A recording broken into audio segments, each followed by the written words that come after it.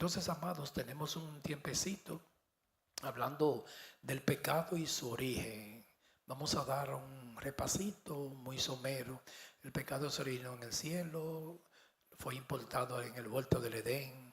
Satanás, a través de la serpiente, Adán y Eva. Nosotros hemos estado explicando que la palabra pecado, me gusta esa definición, quiere decir hamartía. Hamartía es cerrar el blanco, no es solamente una inmoralidad, también es cuando uno está errando. Ejemplo, un matrimonio que se divorcia, eso es pecado porque no cumplió el plan, el propósito, está errando el blanco. También decimos que el pecado es un embarazo. La palabra embarazo en hebreo es epitumía, perdón, es hará, doble H en hebreo, H-R-A-H, ¿sí? Quiere decir embarazo, concebir. Entonces en el Salmo 7:14 dice que se ve que es un embarazo claro, porque lo registra el Salmo, que dice: el impío concibió maldad, se preñó de iniquidad y Dios a luz el pecado. Entonces eso es un embarazo, es hamartía, herale blanco. También la palabra hará embarazo, no me llega ahora, hará es yachán, que quiere decir estar caliente, ardiente. Entonces eso es pecado. Epitumía lo registra también Santiago, que quiere decir deseo, epitumía.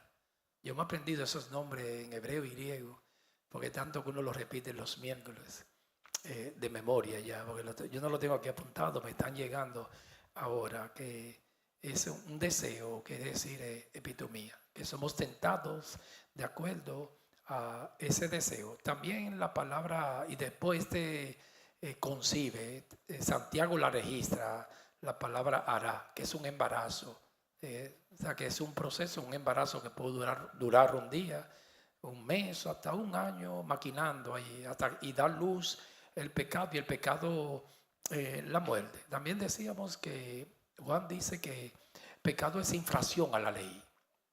Eso es pecado, infringir la ley. También ahora estamos, que yo empecé el miércoles, que toda injusticia es pecado. Toda injusticia es pecado. Errar el blanco, infracción a la ley. Una injusticia, eso es pecado. No cumplir el plan, el propósito, es pecado. Aparte de los que hacen más daño, las inmoralidades, que se destruye un hombre, y sea impío o cristianos. A veces nosotros decimos, no, como un cristiano tiene el Espíritu Santo, y él te centro de todo. Que el cristiano lo que tiene más cualidades que el impío, porque tiene el Espíritu Santo, pero puede caer tan bajo como el impío. Puede caer tan bajo. O sea, que no esté exento de que su vida fracasar, caer en un hoyo bien profundo, oscuro, cristiano. Muchos pastores están por ahí destruidos por el pecado. Con el Espíritu Santo ahí duele más, claro, porque eso es terrible. Un nacido de nuevo ya con el Espíritu Santo, después que le sirvió al Señor, que se vaya al mundo. El apóstol dice que su estado postrer es peor, que es mejor que nunca lo hubiese conocido. Para dejarle a Dios se hizo el mundo, porque para mí es una opinión personal, que no lo dice la Biblia, se convierte en más malo que un impío. Porque el que le sirvió a Dios, que nunca deja de ser cristiano, porque tiene el Espíritu Santo, eso no se quita, y va para el cielo, no se escandalice. Por el que le sirvía a Dios, hermanos, y se va al mundo, es una arma atómica nuclear, porque conoce lo bueno y conoce lo malo también. Y puede hacer más daño todavía, porque usan la Biblia ellos. Ellos siguen usando la Biblia, pero para manipular y controlar. No, porque la Biblia dice, ellos se quedan con la Biblia y los conocimientos teológicos y doctrinales que adquirieron en la iglesia. Y si fue pastor y adquirió muchos conocimientos, peor todavía en el mundo, porque entonces tiene las almas del mundo y coge la de la iglesia para destruir, para defenderse, manipular. Yo he visto muchos personas que saben mucho de Biblia, que le sirvieron a Dios en un tiempo y la siguen citando la Biblia. Eso da un asco. Digo, oye, pero y la citan bien, hermano. Si usted lo ve en la sala de una casa, no, porque la Biblia dice, y haciendo su poca vergüenza, o sea, que se convierte en alguien peor que el mismo impío, uno que le sirvió a Dios y lo deja porque tiene almas espirituales, y la de las carnes, la del mundo también. Entonces esa mezcla es peor. Es como cuando usted junta los títeres, como se le dice en Puerto Rico, en Dominicana se le dice tigre.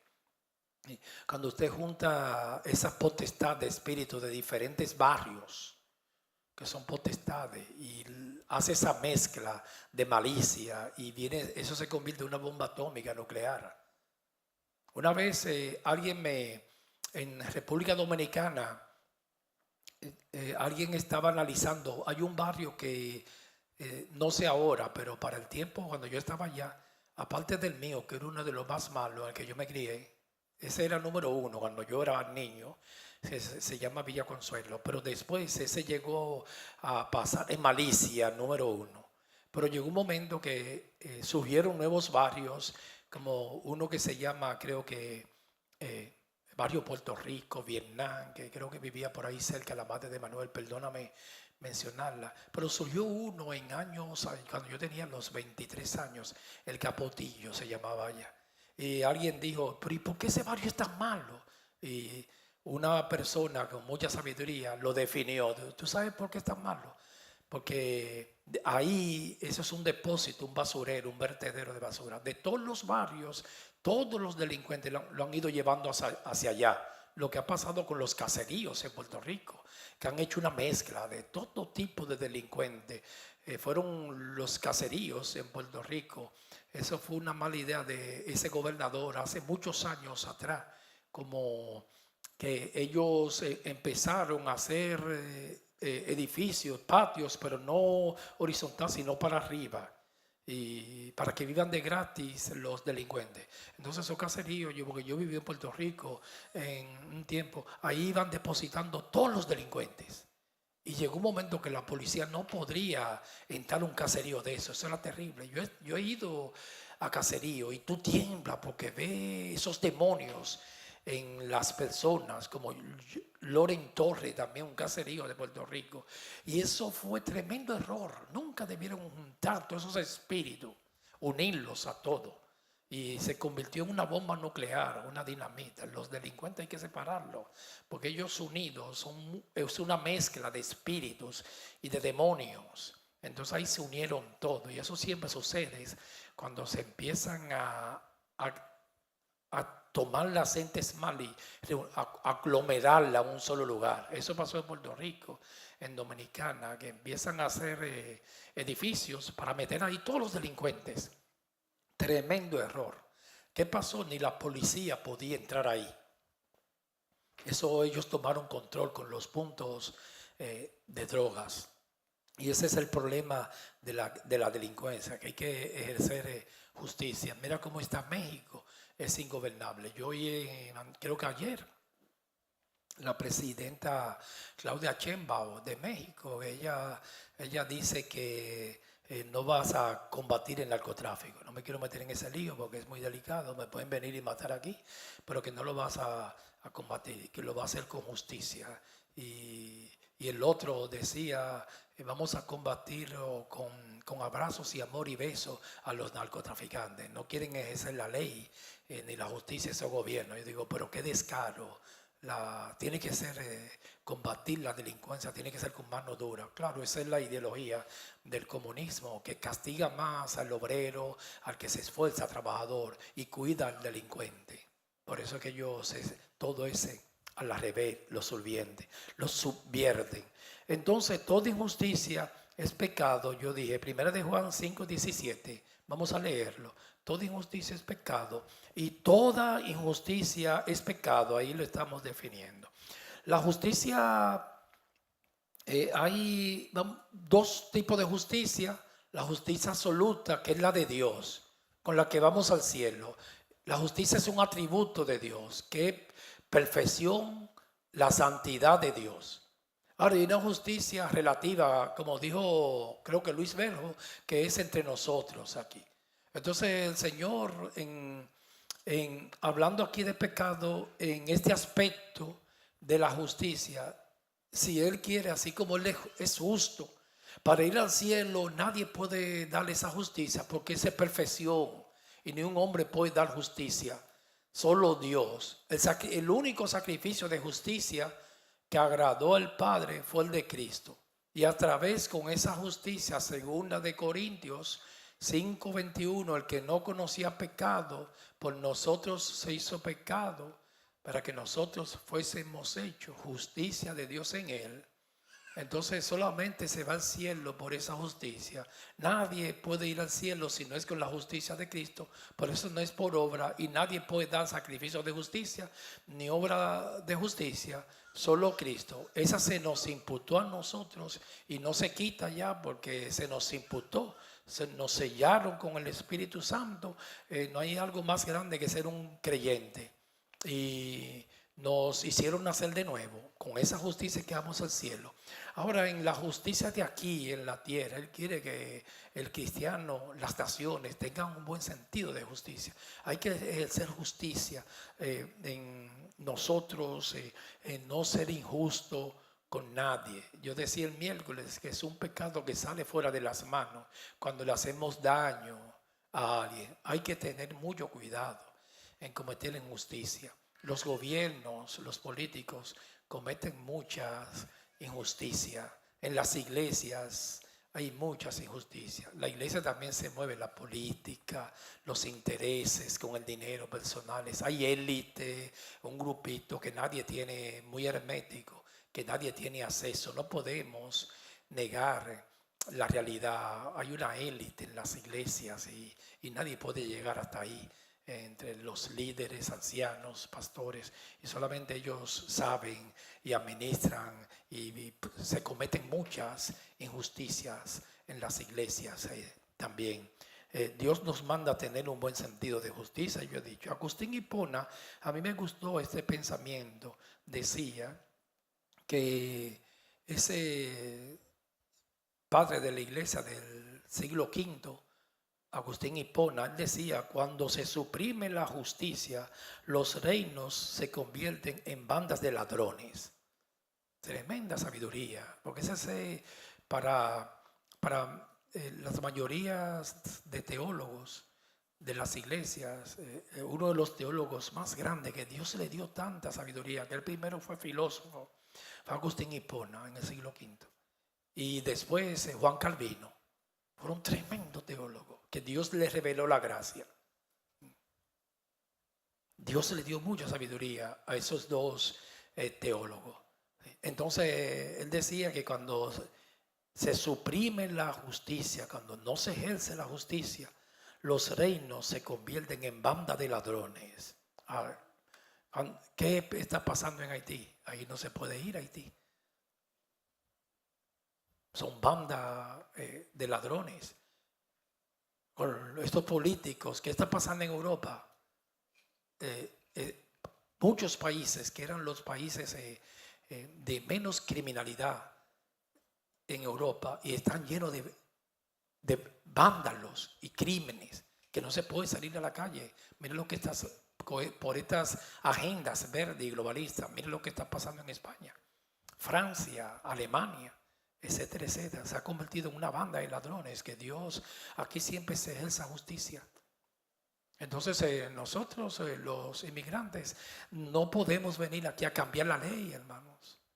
A veces yo veo personas con esas ideologías que ellos quieren venir aquí a cambiar ley. El inmigrante tiene que someterse a las leyes que están establecidas en esa nación. Vivir bien y en orden para colaborar también. Tiene que haber ley en las naciones. En estos días Dios me estaba ministrando cuando yo a veces me he incomodado cuando me detienen en los aeropuertos, pero tienen que hacerlo, hermano, para investigar quién entra, para que no se convierta en una banda de ladrones. La nación se daña, se destruye, tiene que haber ley. Isaías dice que la presencia de justicia es la paz. Entonces, yo digo, oye, pero ¿por qué me detienen y me investigan? Pero hay que investigarme. Eso no es nada, eso es media hora que usted dure en el aeropuerto investigando de qué tú traes ahí, qué traes. Tiene que haber ley y uno tiene que respetarla, ser buenos ciudadanos, etcétera, etcétera. Entonces nosotros los inmigrantes queremos ir a una nación y nos incomodamos porque estamos violando la ley. Si, yo siempre le digo a mis familiares, siempre observen para que no violen la ley de la nación, hay que respetarla. Es su licencia que no esté vencida. Su registración del carro. Lo primero que yo me monto un coche, si me lo prestan, digo, ¿dónde está la registración? Y el seguro, ¿dónde está? Y lo veo, sí, mira. Para si me detienen, mira, ahí está. Porque tiene que existir la justicia. Entonces se prospera. Porque nos beneficiamos todos. Una nación sin justicia se destruye. Y tiene que ser igual para todos, para el político, para el grande, el rico, para el pobre. También la inspección del carro. Observa la inspección. Los 3 golpes cuando un tráfico nos detiene en las calles. La licencia al día. La inspección, la registración, la inspección al día. Y el seguro, 4 golpes. ¿Sí? Son 4, ¿verdad? La licencia, el seguro, la registración y la inspección. Yo me incomodé cuando vivía en New York porque tenía un carro muy dañado y no me pasaba la inspección. Entonces me incomodé con el Estado, pero yo tengo que respetar la ley, hermano. Ahora, ahí en New York son tremendos, o sea, hace mucho fraude porque en New York el carro puede ser una chatarra, el carro pierde una chatarra y usted lo lleva y le da un dinero a alguien. No haga eso es trampa, porque no pasaba inspección el carro. Entonces esos mecánicos, la mayoría son muchos dominicanos, ellos para la misma máquina del estado de New York, ellos la tienen en su taller de mecánica, la máquina ahí. Y ellos te pasan la inspección. Ellos te dicen, dame. Yo recuerdo que yo pagaba $60 y no tiene que mandar el carro a arreglar. Eso es trampa. Porque en la inspección, si no pasa la inspección, un desperfecto, usted tiene que arreglarlo y después vuelve. Aquí en New Jersey es de gratis. Pero entonces ellos cobraban un dinero, 100 o 2, y no tenía que arreglar el carro. Ellos preparan la máquina que te pasa con todos los daños, el motor fundido y te la pasa. No sé cómo. Una máquina del estado de New York. Eso es, no hay ley ahí. Y preparan la máquina, ellos hacen algo, una manipulación y empieza el carro a correr y la máquina y dale, la pasó ya y le ponen el ticket, pero no legal, eso es ilegal. Y eso es algo que se ha legalizado en New York. Es raro el mecánico que no te pasa todos los talleres de mecánica tienen una máquina para pasar inspección. Yo lo hacía allá, eso. Gracias, Señor.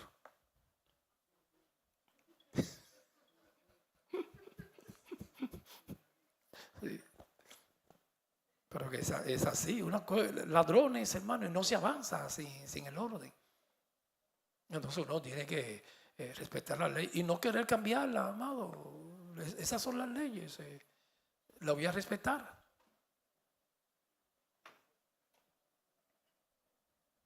El efecto de la justicia, yo decía hace un ratito, es la paz. Isaías 32:17. A mí me gusta ese texto, yo no quería leerlo, pero vamos a leerlo. El efecto de la justicia es la paz.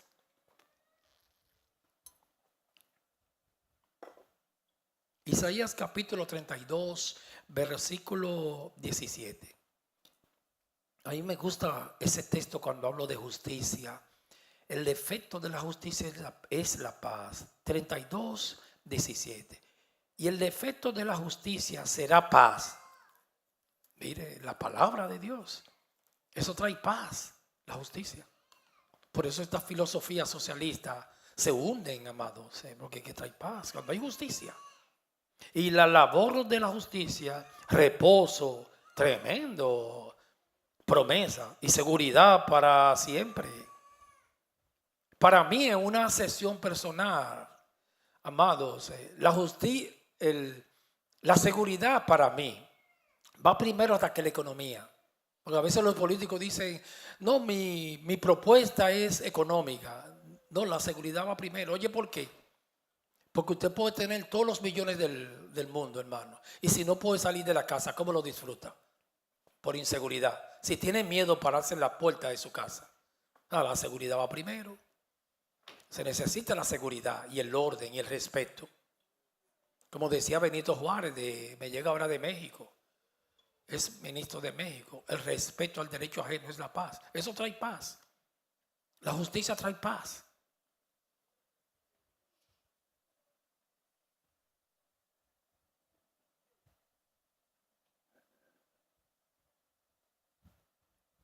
Isaías 58:1. Yo puse este texto casi entero.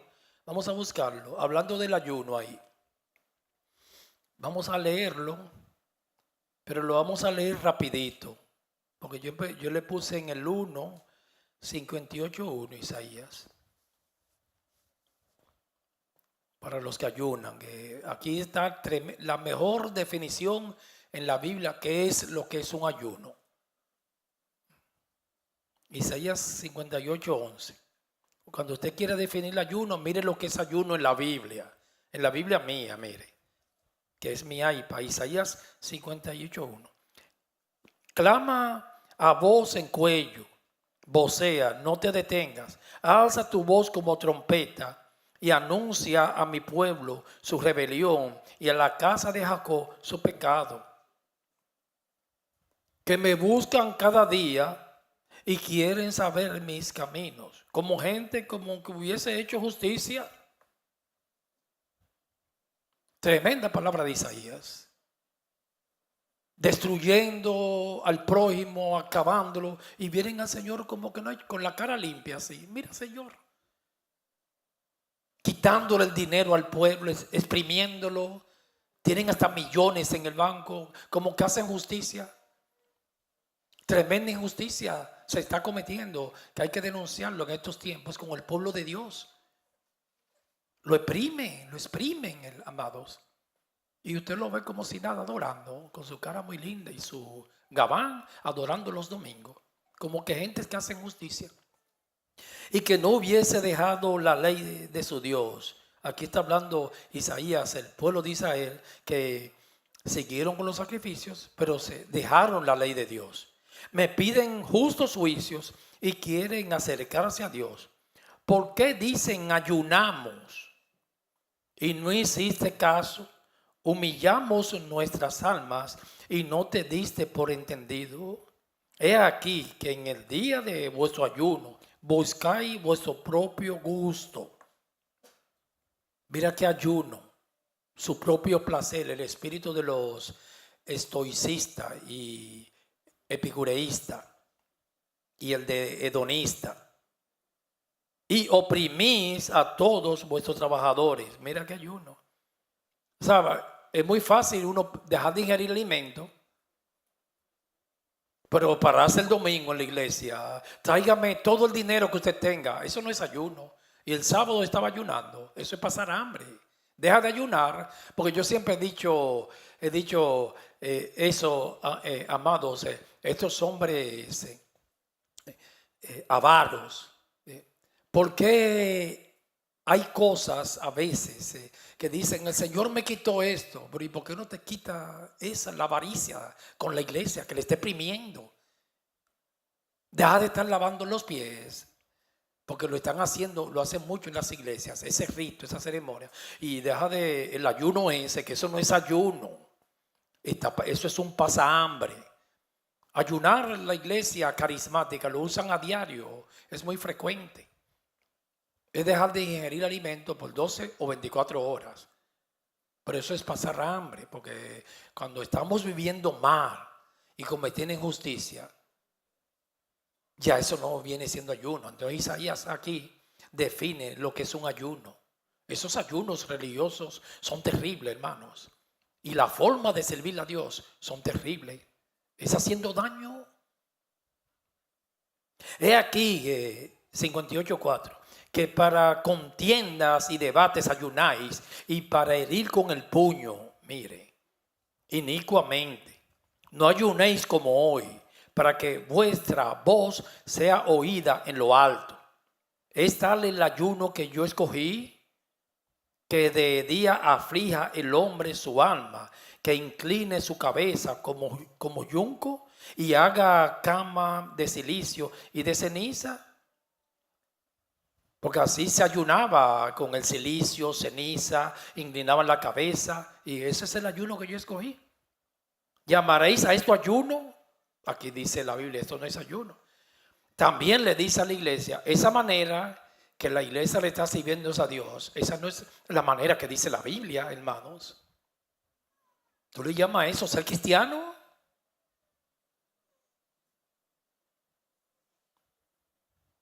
Y día agradable a Jehová, una interrogante. Isaías 58:6. ¿No es más bien el ayuno que yo escogí, desatar las ligaduras, hacer justicia, hermanos? De impiedad. Eso es el ayuno.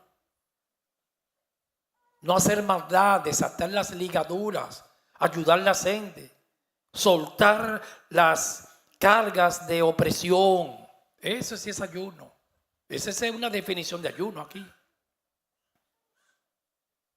No es que yo esté en contra del ayuno, porque si yo decido, yo digo que el cristiano ayuna todos los días, amados, en contra de los apetitos de la carne.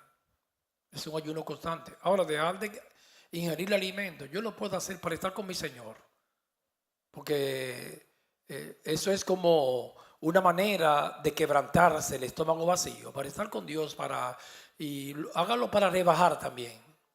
Hay unos ayunos ahora que se hacen para rebajar, todo el día sin comer. Ahora de noche, una sola comida en el día. Para rebajar está bien. Pero si es un ayuno de buen corazón, que yo voy a dejar de ingerir alimento para doblegar la carne, porque no hay algo que más la carne, el soma se desespera cuando usted no le da comida, porque uno es muy glotón, entonces está bien. Pero la definición de ayuno en la Biblia es esta, hermano. Y dejar ir libres a los quebrantados, que rompáis todo yugo, que quite el yugo, como los fariseos que ponían cargas pesadas y ellos ni con un dedo la movían. No es que partas tu pan con el hambriento y a los pobres errantes albergues en casa. Ese es el ayuno. Compartir el pan, visitar las viudas, los presos. Que cuando veas al desnudo lo cubras. Ese es ayuno. Tener un buen sentido de justicia. Y no te escondas de tu hermano. 58:8. Isaías 58:8. Entonces nacerá tu luz como el alba. Y ahora sí. Y tu salvación se dejará ver pronto. E irá tu justicia delante de ti. Aquí está hablando de la justicia humana delante de ti. El cristiano tiene que ejercer justicia más que cualquiera. Esa justicia de Cristo nos va a llevar al cielo, pero aquí en la tierra nosotros debemos de ser hombres y mujeres enamorados de la justicia y cuidarnos de una injusticia. Que yo teniendo algo y alguien se me muera en mis narices, en mis ojos ahí. Porque eso sería tremenda injusticia. Y la gloria de Jehová será tu retaguardia. Anda detrás. Entonces invocaré y te oirá Jehová, invocará. Ahí sí, clamará y dirá él, heme aquí. Si quitares de en medio de ti el yugo, la opresión, el dedo amenazador. Cristiano tiene que estar lleno de amor y el hablar en maldad. Y si dieres tu pan el hambriento. La palabra, hermanos, yo no voy a seguir leyéndolo. El 11, para redimir el tiempo, pero amados, esos son textos en estos tiempos con esta iglesia de la prosperidad que no se están leyendo en los púlpitos y tienen que leerse porque no es fácil. El Señor me puso esta tarde hablando de injusticia, porque estábamos definiendo que toda injusticia es pecado. Ese es el tema, estamos hablando del pecado. Si hubo un personaje en la Biblia, amados, que le cometieron tremenda injusticia. Ese sí podía hablar de lo que es cuando a alguien se le comete una injusticia y le hacen daño. Fue José. La apunté aquí, pero no vamos a leer la historia de José. Usted sabe que en la historia de José, recuerde que José era claro, después nació Benjamín y Raquel murió en el parto, pero José era el penúltimo, pero era el niño lindo de Jacob. Entonces José tuvo un sueño y se lo contó a los hermanos. Él dijo, yo vi 11 estrellas, porque de ahí vinieron las 12 tribus de Jacob. Yo vi 11 estrellas y la luna y el sol. La luna es la mamá y el sol el papá. Ahí está Jacob también. Hasta Jacob lo reprendió. ¿Cómo va a ser que nosotros nos vamos a inclinar a ti? Y todos estaban inclinados hacia mí. Y fue un sueño de Dios, porque eso pasó después en Egipto, en ese gran imperio ese entonces. Y Jacob lo reprendió. Porque un patriarca inclinase en el hijo, y más Jacob, el hijo de la promesa.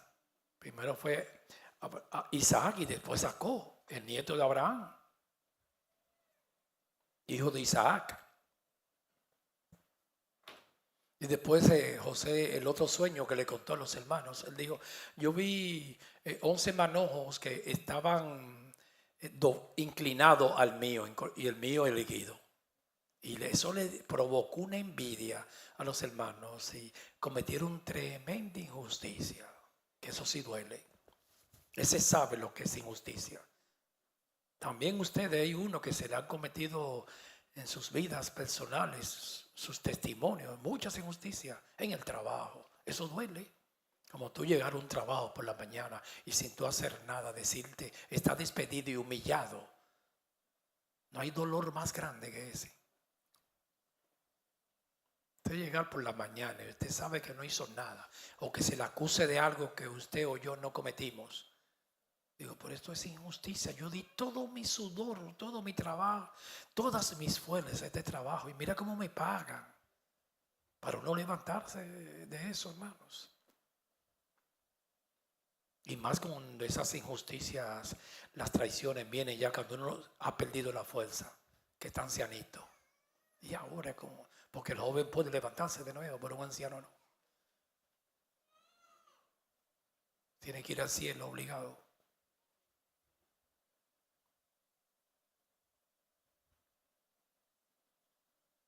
Y esto es injusto. O someterte a la prisión, sí, acusarte de algo que usted no cometió. José sabía todo lo que es eso. En carne propia él lo vivió. Entonces los hermanos lo vendieron a unos ismaelitas como esclavo. Hermanos, sus hermanos. Eso duele.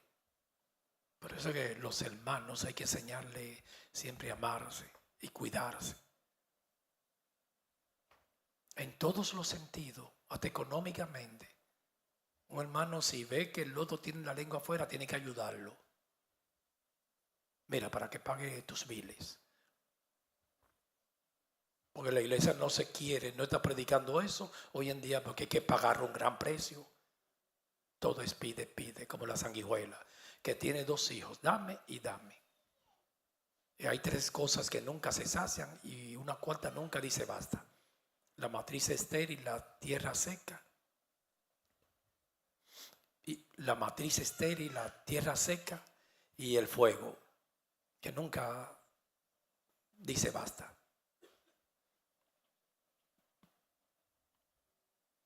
Entonces esa fue la primera injusticia que cometieron con José. Sus hermanos lo vendieron. Luego en la segunda injusticia, esa dolió todavía, no sé si más, en la casa de Potifar, hermano. Potifar no le negó nada a José.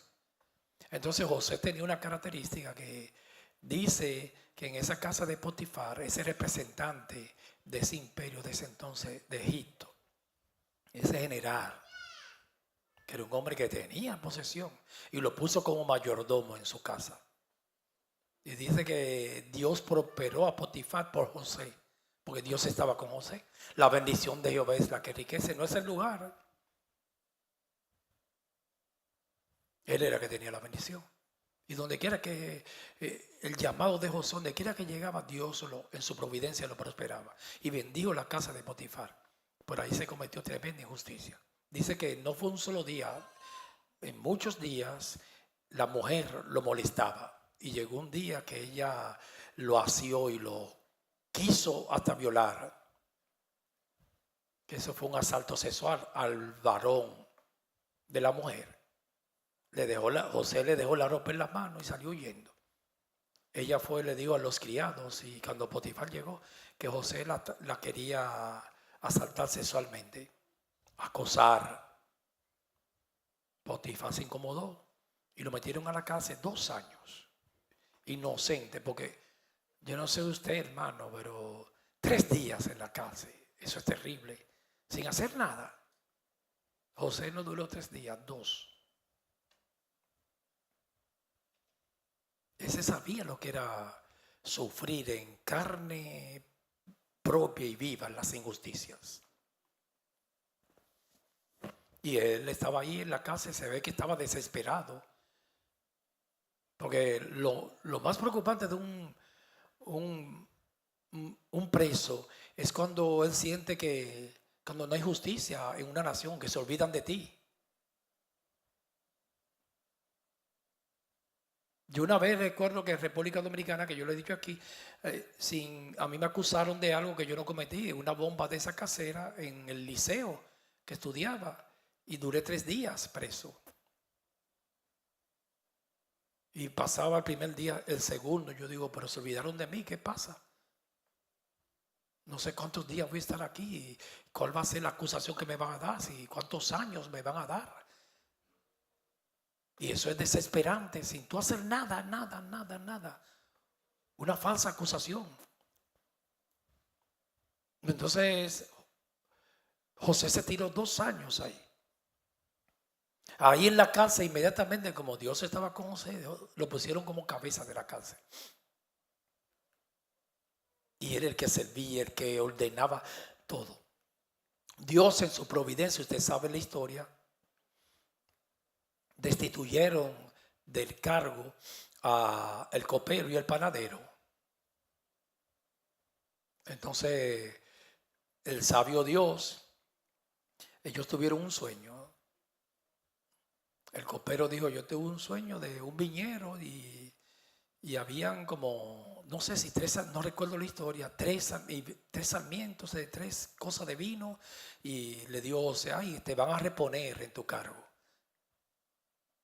El rey te va a llamar, el faraón, y te va a reponer en tu cargo, porque lo habían destituido. El panadero fue peor, porque el panadero, cuando él le dio el sueño a José le dijo, yo vi una canasta y habían como 3 panes y venían las aves del cielo y se lo llevaban, que te van a ahorcar. Yo no sé cómo ese hombre no le dio un infarto ahí, ni mató a José ahí mismo. Dijo, no, a ti te van a ahorcar. Ahora José le dijo, porque se ve que estaba desesperado José ya, 2 años, hermano.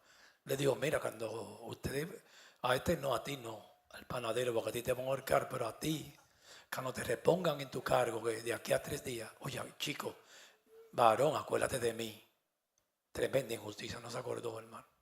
Desde que llegó a la corte a servirle la copa al faraón y se olvidó de José. Acuérdate de mí, que yo estoy aquí, yo no he hecho nada. Ese sí sabe, José, lo que es una injusticia.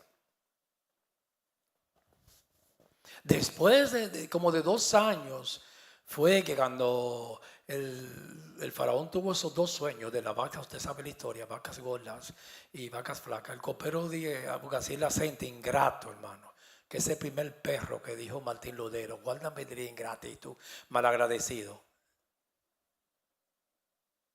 El segundo es la envidia, el tercero la soberbia, que cuando mueren dejan una herida muy profunda.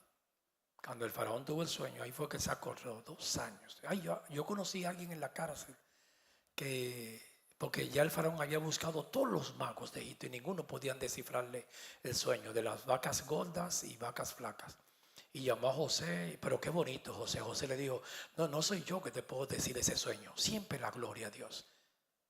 Al Dios que yo le sirvo, Él te puede descifrar el sueño y te lo va a descifrar. Como Daniel en Babilonia.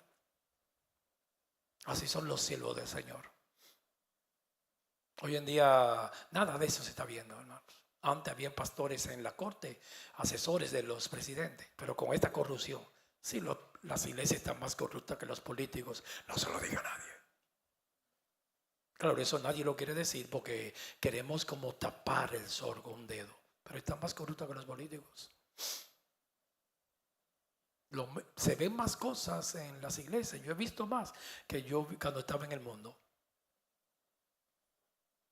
A mí me han hecho más daño en las iglesias, más injusticia que en el mundo.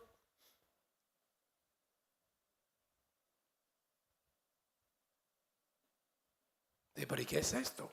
Que tú le coges, son líderes que tú le coges miedo. Yo le tenía miedo a un líder, a esos líderes. Dije, no, va a llegar un momento que me va a levantar una calumnia. El miedo que yo tenía más grande, y me perdona decir eso público, era que yo dije, bueno, me han acusado ya de ladrón, me han acusado de todo. Yo creo que me pueden acusar de asalto sexual, yo decía. Y es una vergüenza, porque muchas calumnias, hermanos, en las iglesias. Y me pueden acusar de eso y ahí me van a matar, me van a hacer un daño. Le tenía miedo. Entonces, para moverme en ese ambiente, porque como estuve en el vientre del dragón, tenía que ser con mucha paciencia y cautela y mucha sabiduría, porque ese espíritu de Babilonia es fuerte, te traga y te destruye. Y ellos hablan así, con descaro, hermanos.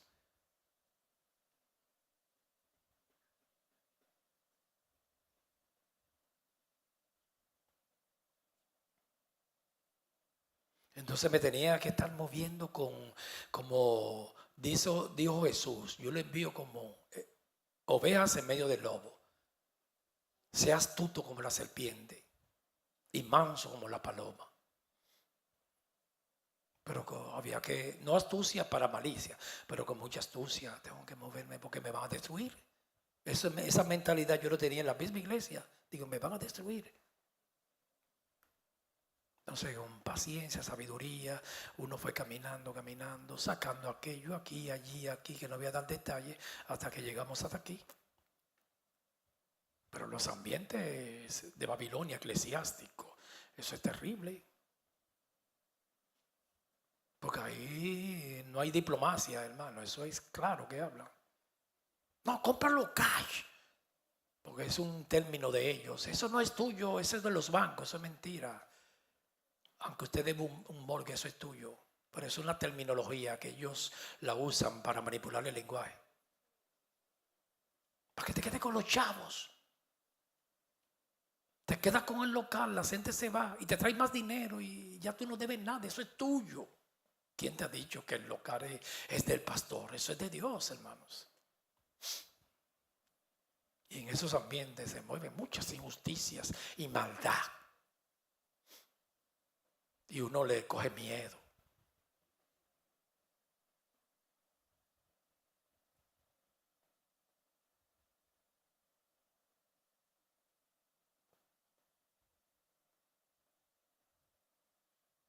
Y esa fue la vida de José. Ese sabe lo que es esas 3 grandes injusticias. La cárcel, la mujer, una acusación falsa. Los vendieron como esclavos. Los hermanos. El Señor me puso aquí también una injusticia que esa sí le dolió a él. El área fuerte de David era la justicia. Y no se ha visto en el Antiguo Testamento una injusticia más grande que la que cometió David.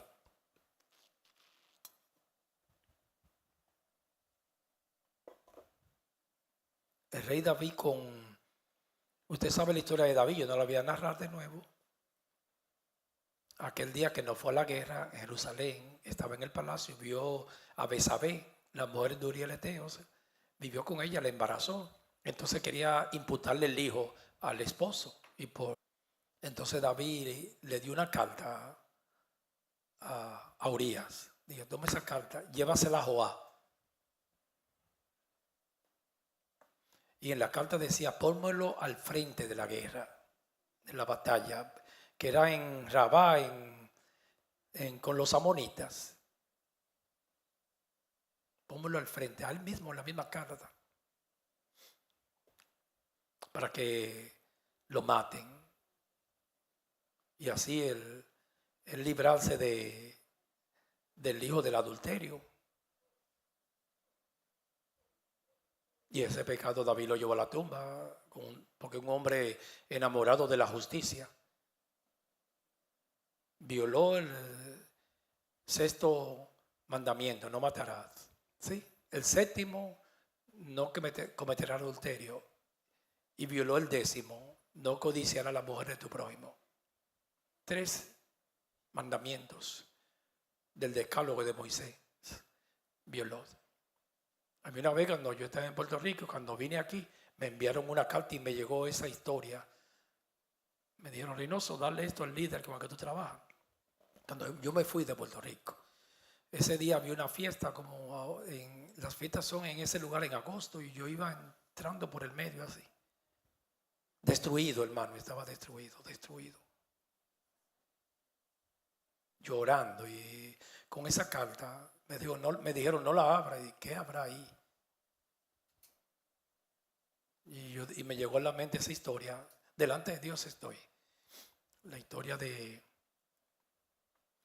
Joab con Urías el Eteo. Porque la misma carta mandaron a Urías el Eteo y se la dieron a Joab. No la abra, le dijo David, entrégale eso a Joab. Y en la carta decía, pónmelo al frente para que me lo ejecuten primero a él, los amonitas. Y yo digo, pero ¿será esta mi horca, mi ejecución? Entonces yo llegué, iba a empezar el culto un día de semana era. Y yo, mire cielo. Y ahí mismo me fui. No, ahí mismo pero Reynoso, espérate, no te vayas, ven. Vamos a entregarle esto al Señor como una ofrenda, el ministerio tuyo. Señor, te lo entregamos. Pero yo estaba, Ricky es testigo, yo vine con Ricky, estaba decepcionado, desesperanzado. Digo, ¿qué yo voy a hacer aquí ahora? Porque ya fracasé allá. Pero Dios siempre ha estado, como estaba con José, mi nombre es José, siempre ha estado conmigo y contigo. Ahora, la injusticia que yo sentí más grande, después como a las 2 semanas, a mí me llamaron y me dijeron que no me necesitan. Y eso yo empecé a llorar. Nunca me olvida.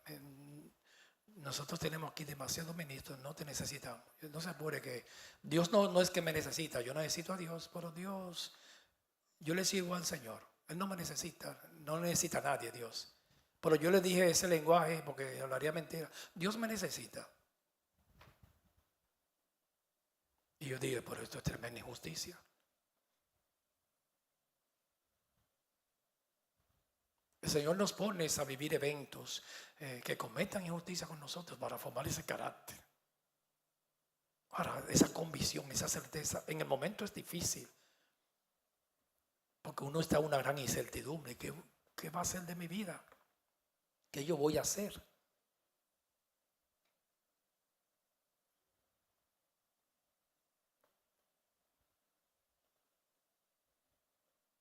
Pero esas cosas suceden en las iglesias, amados. Y uno tiene que... Eso es una vacuna para inmunizar a uno, cuidarse, amados.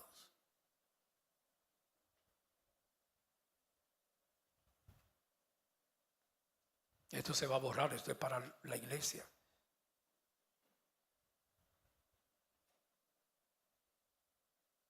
Y llega un momento que ya tú te sientes sin fuerza.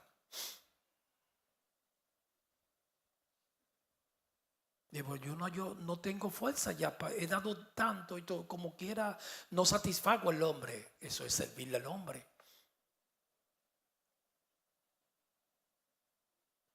Esos ambientes, usted lo ve a uno con corbatita y chaqueta, gabán en el púlpito. Por esos ambientes son bien tóxicos, amado.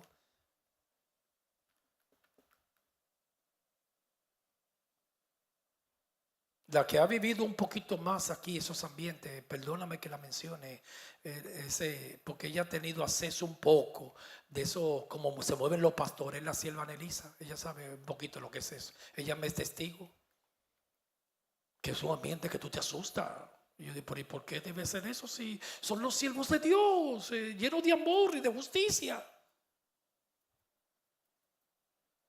Una vez cuando nosotros íbamos a comprarle este local, el líder le llamaba a ella todos los días. Y yo dije, no, déjame la hermana tranquila, una bebé para ese tiempo, para persuadirla, porque querían que lo comprásemos cash.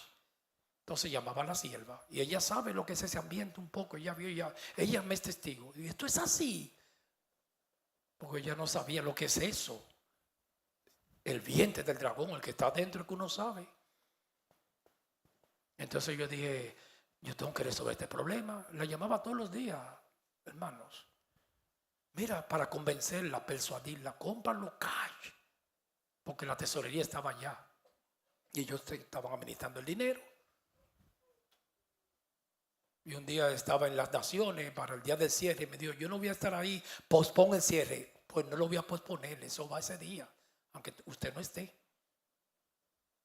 Entonces ya yo digo, no, pero todavía Nelisa era, perdóname Nelisa, que tengo que cuidar los hermanos. Yo con este general le tengo que enfrentarme yo, no dejar la sierva, porque uno está en autoridad, hermanos. Entonces esa noche, ese sábado, me llamó, digo, qué raro que me llama un sábado porque va a predicar el domingo y esa gente tiene que pasar la noche entera preparando el mensaje. Digo, no, que va a predicar lo otro seguro. Y me llamó. Y despierta, hermano, para contarte la historia. Y me dijo, yo digo, bueno, aquí es que yo le voy a hablar claro. Yo le dije, mire, varón, yo te voy a contar mi historia.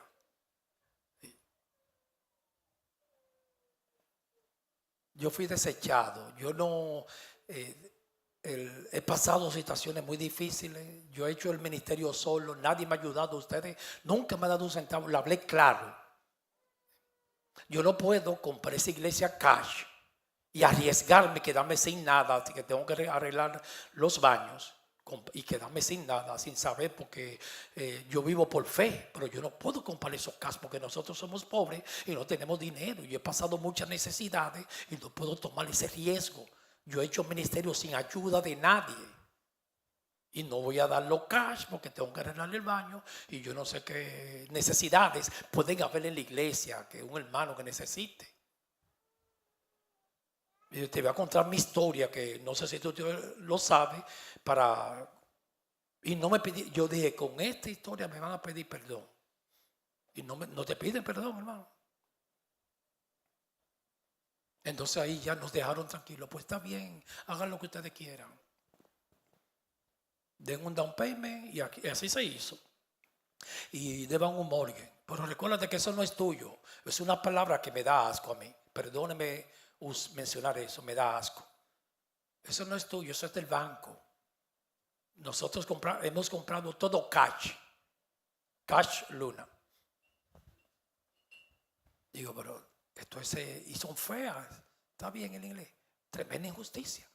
Y la sierva permitió vivir ese abismo, esa agonía, porque ella tiene una agonía. Pues yo digo, ese ambiente así que se mueven todos. Es un poquito que tú viste, lo que se mueve en las iglesias, en la parte administrativa. Ahí no, hermano.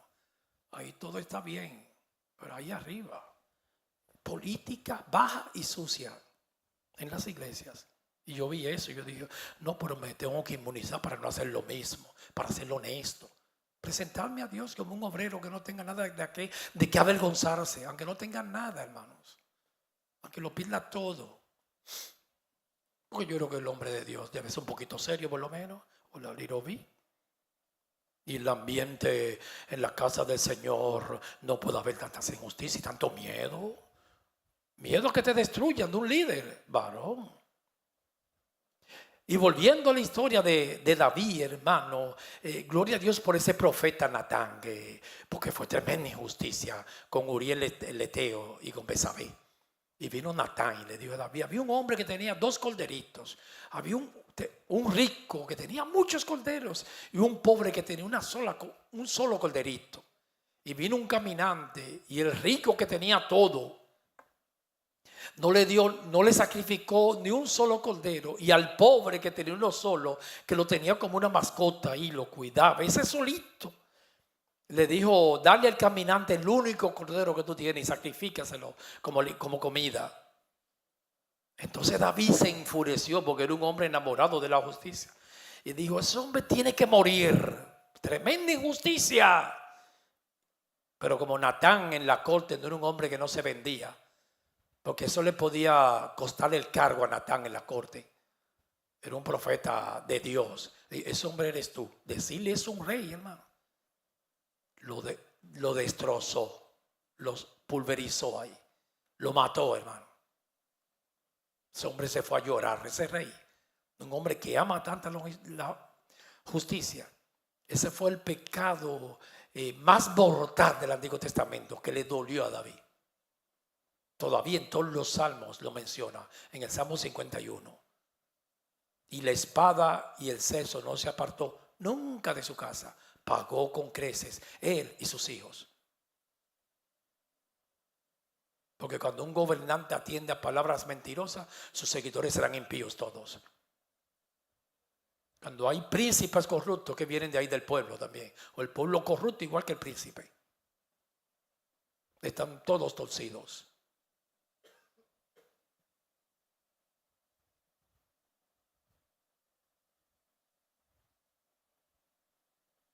Una persona también en la historia de Israel, usted sabe que Israel duró 70 años de cautiverio por el rey Ciro de los medos y los persas, dio la orden para que eso se le llama la etapa del retorno.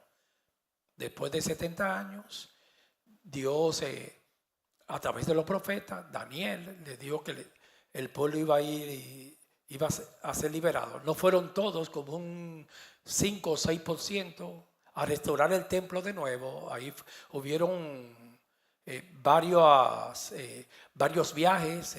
En el primero creo que fue Josué Zorobabel a construir el templo. Ahí estaba Malaquías, Ageo, Zacarías, eran los profetas. Eso se le llama la etapa del retorno, la segunda reconstrucción del templo de Jerusalén. Después en la última caravana vino Nehemías, que era copero, era un hombre de la corte, Nehemías. Y ahí entonces cuando Nehemías fue gobernador en Judá, el pueblo se estaba cometiendo tremenda injusticia con el pueblo de Israel. Después del retorno de 70 años de cautiverio en Babilonia. Y ellos reclamaron a Nehemías. En Nehemías 5 lo registra, lo puede leer. Ellos le dijeron, nos están extorsionando porque por lo regular, el que tiene buena posición económica en los momentos de inflación se aprovecha y se convierte en un usurero, cobra con un porcentaje muy alto. Entonces la nobleza en Israel se aprovecharon y explotaban, extorsionaban a los pobres. Le cobraban una renta, un arancel, un impuesto altísimo, y ellos tuvieron que perder sus tierras, sus mujeres, hasta sus niños, porque en esos tiempos, cuando la deuda era muy grande, tenía que entregar tus hijos al acreedor. Y ellos fueron donde Nehemías y le dijeron, ya nosotros no aguantamos más esta opresión. Los mismos hermanos nuestros judíos que tienen mejor posición económica nos están explotando y extorsionando. Gloria a Dios. Dios por Nehemías dijo, ni yo por ustedes he recibido un salario como gobernador, aparte de los impuestos del rey de Persia que había que pagarlo. Es lo mismo que sucede hoy en día con los impuestos. Las naciones que se imponen aranceles en las transacciones de comercio. deben de existir, pero justamente a la par. ¿Qué es lo que está pasando ahora? Que ante esos países, en los productos de aquí cobraban un arancel bien alto y no se podían vender.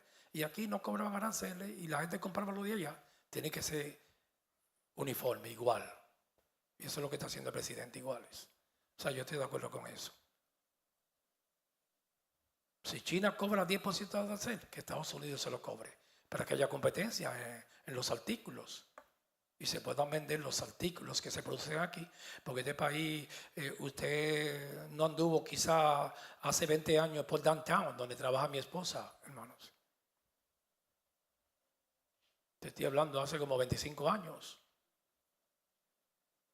Pero todas las tiendas del mundo entero, todo el mundo venía a downtown, la 34 en New York. Ahí que estaban todas las factorías, todas. Y toda la moda salía de ahí. Vaya a ver ahora un cementerio. No hay ningún negocio. Todos se fueron. Mala administración. Y hay que traer el trabajo para acá de nuevo. Yo llegué en downtown, tú no podías, en la 34, 35 en New York, no podías caminar en la calle. Eso era ropa y tela y era un ambiente de trabajo de moda. Ahora no hay ni una tiendecita, porque cualquier local ahí paga 15,000 y 20,000 mensuales y el aire, los impuestos lo han hurcado los comerciantes. Mire, California lo han destruido. Cuando se bajan los impuestos, el pequeño comerciante goza. Y eso pasó en Israel, que estaban hasta aquí, la soga el cuello, los impuestos, los aranceles, como la terminología que se usa hoy en día, los soyugaban, lo estaban ahorcando. Ellos dijo, ya no tenemos fuerza. Nehemías lo llamó los ancianos y llamó al pueblo. Hasta aquí llega esta injusticia. Eso es tremenda injusticia. ¿Cómo le va a hacer la extorsión a estos infelices que vienen 70 años después de esclavitud en Babilonia y le va a seguir golpeando todavía? Y le dijo, ustedes le van a devolver todo el dinero que le han usurpado a ellos y sus tierras para atrás y todo. Y tuvieron que hacerlo, según registra el libro de Nehemías, capítulo 5.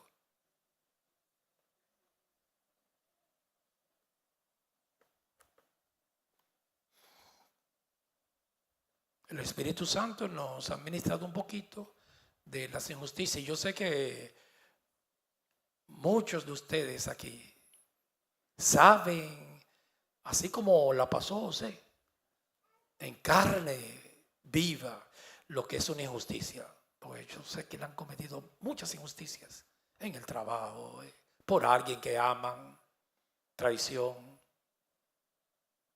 Entonces el Señor lo que nos quiere sensibilizar en nuestras decisiones, en las empresas, si hay maníes, guardarnos de las injusticias. Y aquellos que nos las han cometido, perdonarlo. Porque es peligroso, por lo regular, una injusticia hace mucho daño y uno puede albergar mucho odio y amargura. Hay que cuidarse, rechazando la actitud, pero hay que perdonar los que nos hicieron daño. Pero si hay algo, arma mortal de los políticos, son las injusticias. Las empresas, que a veces usted da toda su vida en una empresa y después ya cuando ha perdido la fuerza, te enferma, te despiden sin nada. Y usted dice, ¿por qué es esto? Yo di toda mi vida a esto. Sin una ayuda, sin nada. Y no hay algo que más destruya al ser humano que las injusticias. El cristiano debe de cuidarse en esa área bastante. Tener un buen sentido de justicia. El esposo, la esposa, guardémonos de cometer injusticia con los hijos.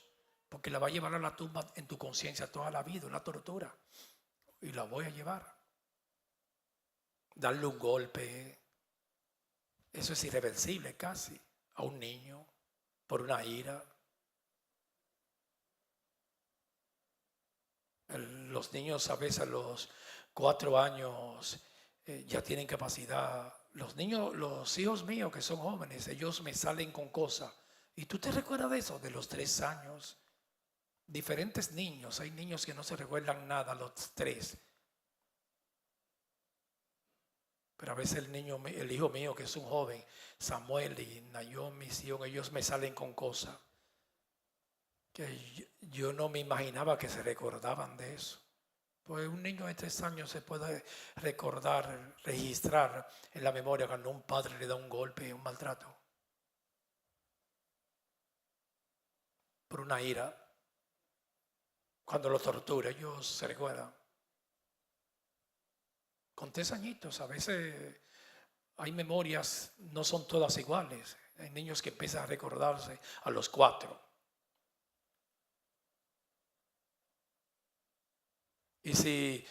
¿Por qué yo te conté ese testimonio hoy?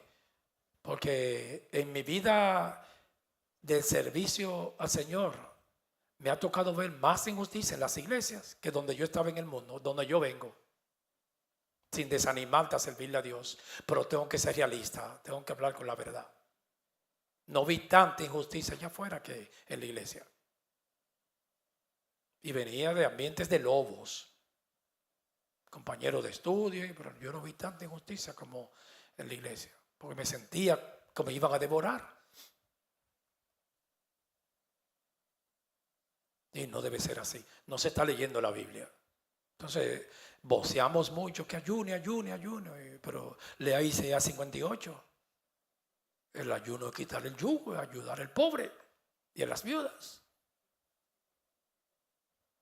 Ayúnate esa sed de edificio, ayune eso. Eso sí que hay que ayunarlo.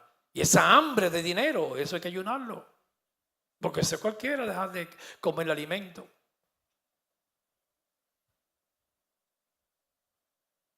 Esa avaricia sí que tiene que ayunarla. Esa manera de manipular y de pedir el dinero en el pueblo de Dios a las ovejas. Quitarle la lana, la leche y la carne a las ovejas. Eso sí que tiene que ayunarlo. Pero pasar hambre. Hipócrita. Eso fue lo que pasó con el Israel. Aquí Isaías dijo hipócrita. Viene de que adorarme después que comete tanta crueldad y daño. Y te la pasa todo el año levantando un imperio y las gentes oprimidas.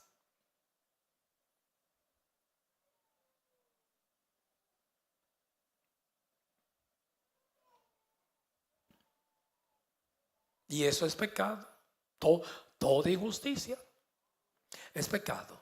Lo vamos a dejar hasta aquí para que no se vayan muy tarde.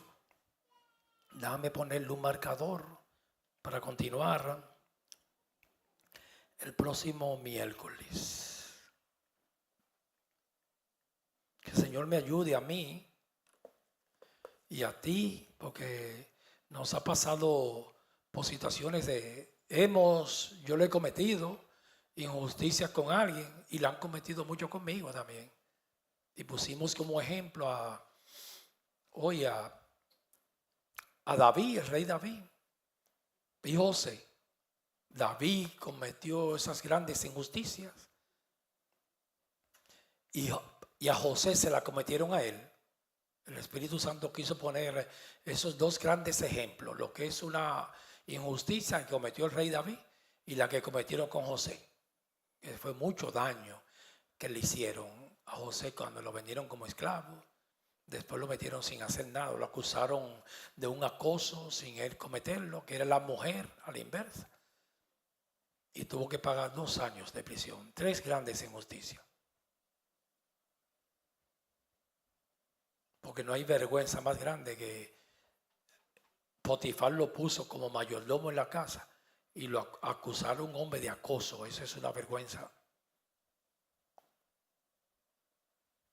Yo imagino que en la cárcel esos 2 años eso lo torturaba. De una inmoralidad a ese hombre José. Y como él le dijo a esa mujer de Potifar, ¿cómo yo te voy a hacer eso a ti? Y se lo dijo a sí mismo. ¿Cómo yo le voy a hacer eso a Potifar? que me ha puesto mayordomo en la casa y confía en mí, en todo. Él no tiene que hacer nada, yo sé que él hago todo. Solo está pendiente a sus alimentos. Y dijo José, ¿cómo yo lo voy a... Lo único que me ha rehusado eres tú. ¿Cómo yo voy a vivirle la mujer? Y mencionó primero a Dios antes que Potifar. Líbreme, Dios, que yo cometa tal pecado. Ese fue un hombre de justicia, ese sí. Porque hay que ser sincero, el rey David era un hombre enamorado de justicia, de la justicia. Pero no la vivió. Vivió justicia en algunas áreas, pero ahí no. Entonces no era tan sensible la justicia. A José sí. A José se la cometieron a él. Y la enfrentó, porque las injusticias hay que enfrentarlas. Uno no puede quedarse en el suelo. Hay gente que tiene miedo a caerse por no levantarse. No se le puede coger miedo a eso. Siempre nos vamos a caer. Lo importante es levantarse. Y cuando cometan esa injusticia contigo, no quedarte en una habitación llorando forever. Ay, que me hicieron mucho daño. Hay que levantarse, hay que seguir. Me hicieron daño, pero yo tengo que seguir hacia adelante. No me puedo detener la marcha. Y eso es importante. No quedarse acariciando el dolor.